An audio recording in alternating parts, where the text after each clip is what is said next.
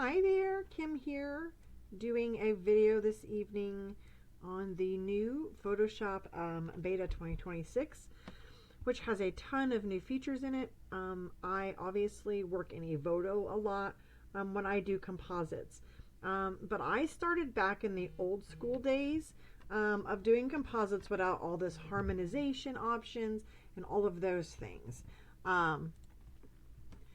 So there's a lot of technology that's coming out, and I've been testing Photoshop Beta 26 for probably about 30 days now, and there's still a lot more that I need to kind of get into, but I do a lot of composites, and I do a lot of composites with Evoto, but I started out by doing everything manually, color toning, background removal, all of those things. So I'm going to demonstrate a little bit of an edit this evening in the new Photoshop here. And we're going to do this cowboy, this little calf, and this cowboy. So I'm going to Control A, Control C, and I'm going to bring this picture over. And this camera is being stupid. Now it's being even stupider. Sorry, guys. There we go. Okay. So we have the image, and I am working on a Windows machine. So if you're on a Mac, your keyboard shortcuts are probably going to be different than mine are. And I also have been using the same keyboard shortcuts since like 1942. So anytime I get a new version of Photoshop, I always change my keyboard shortcuts to what I'm used to using. Otherwise, my world would be weird. So if you are new to Photoshop, then you should set up your own keyboard shortcuts, which you can actually do up here in this menu. But I'm going to tell you what I'm using so that you know. Control T is free transform, and I'm going to make this guy bigger. And with composites, sometimes it's the luck of the draw the way you do this. And this new Photoshop has a lot of AI technology in it, which is good and bad. I'm going to go over here. Well, I'll go ahead and click the check. I'm going to go over here to this box on the right. We're going to touch the opacity way down here so I can see the photo underneath it. I'm going to Control T again because I want to try to get this guy sized up here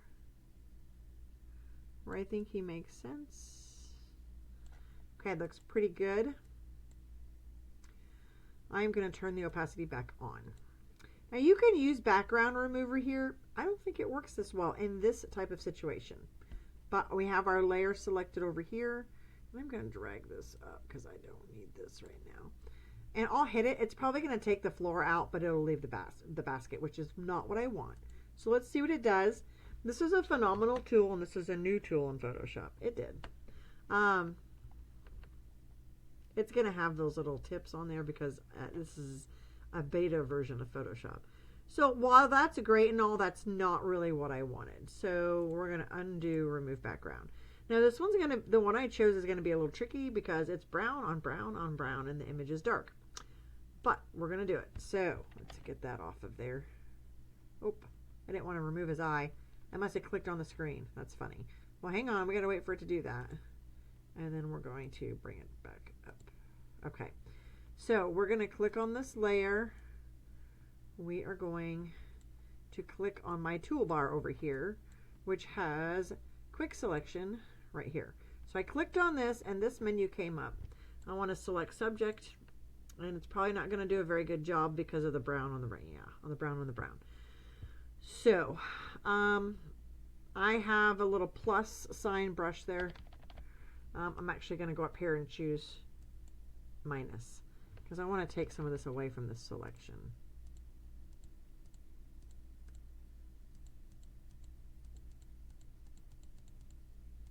I probably didn't pick a very good image to demonstrate this on because there's not a whole lot of contrast in this image. But I digress. It took it all away. Let's see if I can. Let's make our brush smaller.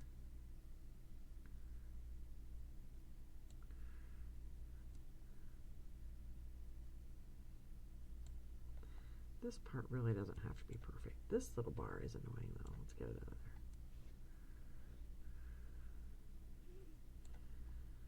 And I really would like this to be a better cutout. Oop, Sometimes it works, sometimes it doesn't. It's an algorithm and it's AI powered, so it needs to have some contrast. Like if his hat was red and the rest was brown, it wouldn't be as hard of a deal for the algorithm to do what it's doing. Oh, nope. It's very similar color. But maybe that's a good example. Can show how it's not always perfect. And okay. Select and mask up here at the top. And let me move this out of the way. Or edge detection. We're going to bring that up a little bit. We're going to do a little bit of smoothing, a little bit of feathering, a little bit of contrast. We're going to decontaminate, and we're going to do a new layer with layer mask. So we're going to bring this over, and there he is, and he looks terrible. So one thing that you need to know in Photoshop, and you know what? Hang on.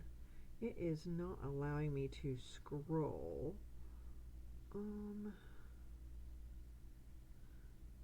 Every time I restart this program, it takes the setting away, and I don't really know why. I gotta find it. It's not filter. There's a way you can scroll in and out. Hang on, let me fix this setting. Okay, we got our scroll wheel fixed here by going up here to Edit, Preferences, and Tools, and Zoom with the scroll wheel. I can't stand not being able to scroll. Okay, so we have a very, very choppy cutout here, so we're going to clean it up just a little bit. I have this recording bar that's really in the way. Okay, I'm going to choose my brush, and I'm going to go over here to a soft round, and we're going to clean it up a little bit. It doesn't have to be perfect. We're going to make sure we're not on that. We're going to make sure we're on our mask. Because the mask is in black, you can paint, okay? You want your white. Dang it.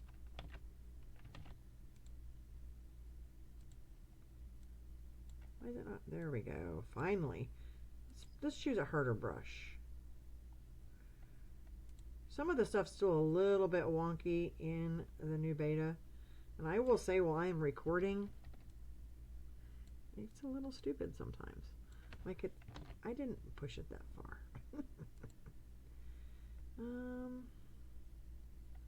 I want a soft round, but I want it to.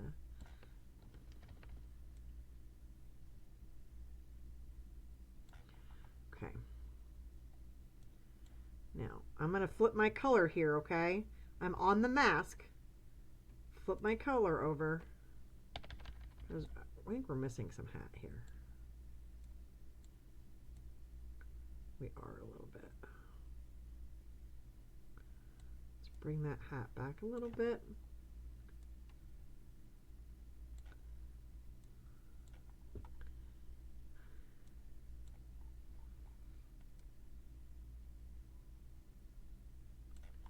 Okay, the rest of it looks pretty good. Normally what I would be looking for in a composite is, can you guys spot something that's really wrong with this composite at the moment besides this cutout is not done?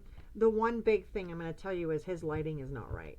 So he was captured really from camera left lighting. And really the lighting is coming in this photo that we're trying to put him in from the right. So not only is his color toning off, he's too dark. He doesn't have the right color tones. He doesn't have any shadows. And the lighting is off. And that's why it all looks fake. He looks like he's floating because he has no shadows. Typically, we would have to really blend him and move him and all these things without this new harmonization feature that they have. That used to be, you know, what we had to do. But I'm going to show you something here in a minute. I think he's a little too small.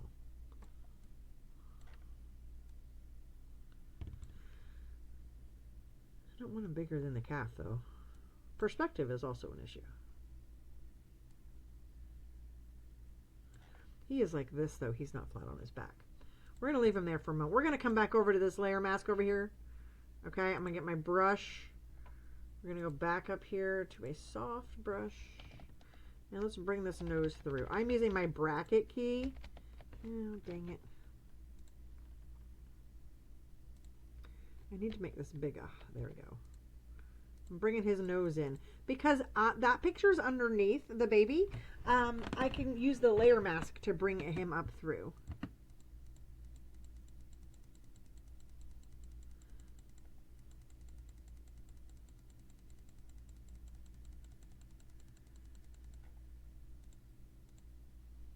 Okay. I'm going to hit my X key to change this color over here again.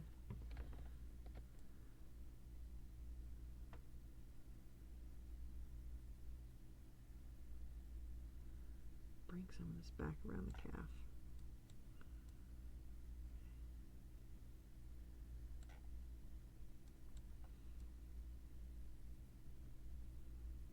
Okay.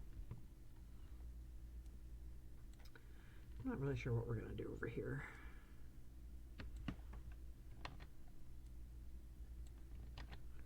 Let's bring it back to a white color. Actually black. Let's take some of this out, okay? Now I'm going to hit the harmonization key down here. See this contextual toolbar right here? It's got select subject, which we did a different way earlier, which, you know, there's a million ways to do these things.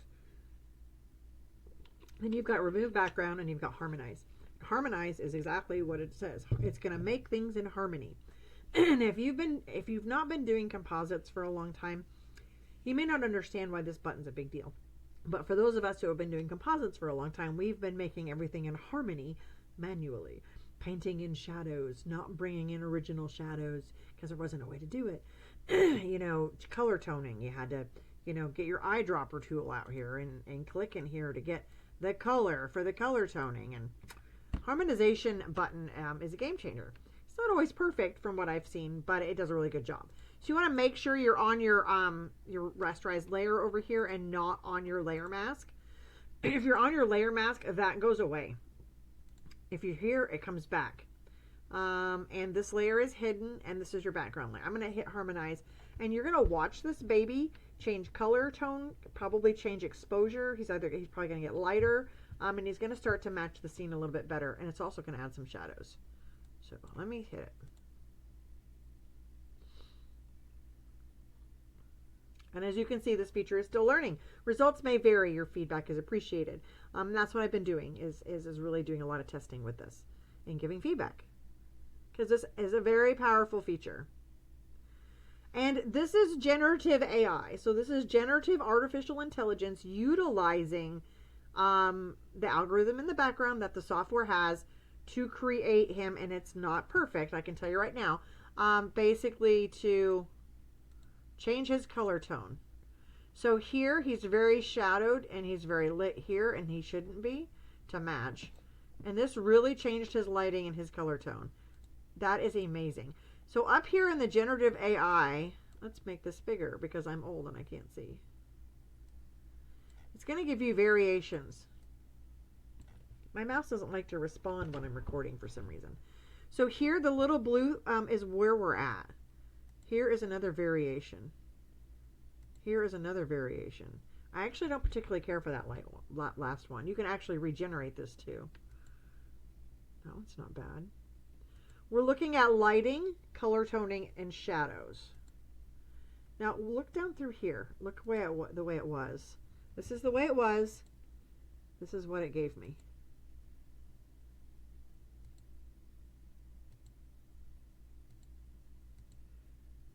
Gosh, that's pretty good. That's pretty good.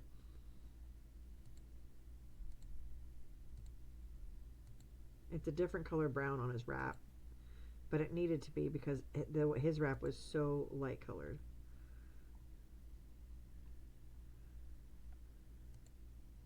Yeah, I don't like that one. I might stick with the first one. No, sold. This one isn't bad either. Let's look at what it's doing to the calf. So we've got some shadows over here. That one doesn't have a shadow on the calf. That one has a shadow on the calf. Well, look at the shadows. I'm pointing with my finger like you guys can see my finger. Look at the shadows down through here. So if the light is coming from this direction, okay, there naturally would be shadows on this calf. I did a really good job of filling all of that in. All the way down through here. Even with this one and this one. So that won't be my deciding factor. I think I like this one. I like, this one's a little bit too light on the face for me. And I will warm this image up a little bit. So that's what we're going to stick with. I'm really impressed with it. So let's do some fine tuning. What is this? Like, what's happening here? Let's click on that layer. And then let's get our brush that's buried here. And this tool, I have so many toolbars, it's not even funny. Here's this, and let's go to black. I don't know if now I can, this created that on a different layer. So I don't know if I can, if it'll let me mask it or not now. Oh, yep. Ooh, that's a little much. All right, so let's turn down our opacity. And let's see how hard this brush is. So if I right click on my screen, it'll bring up my brush menu. It's been that way since the beginning of time, and I'm glad they kept it that way. These are different soft rounds. I keep unseating it though. Okay. I really just don't like that weird shadow shit they got going on right there. Now it's too bright. I just feel like it's really,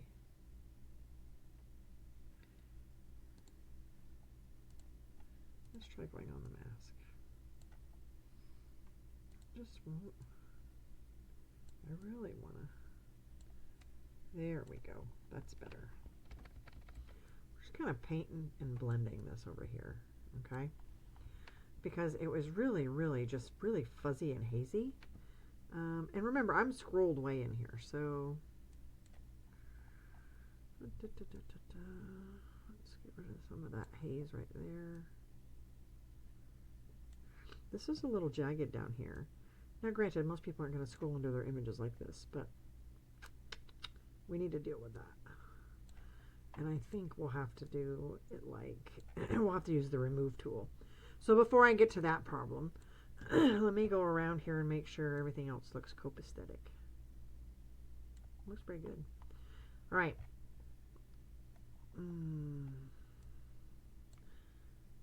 Over here in the history, I'm going to take a snapshot of this. That's what that little camera is right there. And then I'm going to scroll up and you'll see I took a snapshot. That way, if I flatten this image and I need to go, I find something that I need to go back to my layers for, I can do it. So I'm going to go over here now to the right, and we're going to flatten this image. Yes, I want to discard. Then I'm going to make a copy of my background layer. And I'm going in here and I'm going to fix this at the bottom. You can't do it while it's in layers. So I want to go here to the remove tool. And it is also AI based. And it is going to remove what I ask it to based on artificial intelligence. And if you didn't, did you miss it? Okay. Any kind of jaggedness like that. If we had jagged edges from where I had the pour cut out, it's really not that bad. Sometimes, we'll see if it'll do it. Let's flatten that first before I mess it up. Let's duplicate that again. Sometimes you can do like a generative fill in places like this, and you can either type in what you want or you can just hit the enter button and it'll make its decision on its own. Sometimes it's great decisions that it makes, other times it is absolutely horrid decisions that it makes. So again, this is using Firefly, which is an artificial intelligence. Yeah, okay, so here's the first one it's doing. You're going to fill it in with some straw, or this one, which is like one piece of straw, I think. Oopsies. That's weird. See what I mean? Look how weird that is. That's just randomness. I think that's a leaf, actually. And that actually isn't too bad.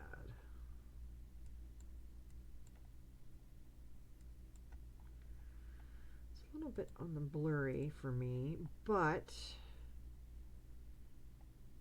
that is the depth of field for right there. So let's look at this one again.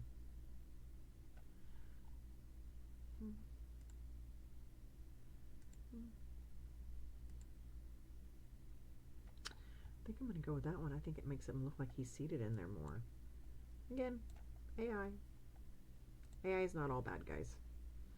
Not all bad. Now we're going to flatten this. They moved where flatten is. It used to be down further in the menu. All right, now let's see what we got to work on here. Let's move. Let's get him back up here. I'm going to go down here and I'm going to add a little warmth with a photo filter. Let's a little bit of warmth here. Oh, Cap is adorable. I also like his little cowboy hat.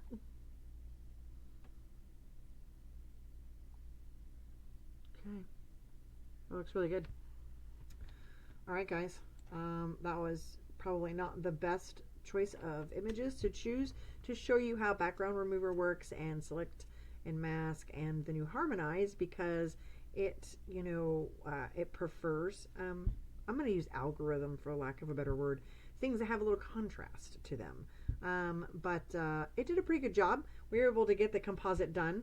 There's a couple of other things I could probably fix, but I think you get the idea of what we're doing here, and how the new Photoshop Beta 2026, which will be released fully here at some point. It'll be the next latest and greatest Photoshop.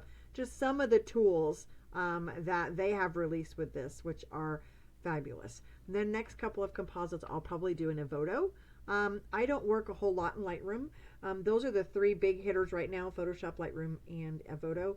And I would say I do primarily all of my work in Photoshop or Evoto. If you're not already in our photographers education group, be sure to get on there on Facebook. And I hope to see you soon. Bye-bye.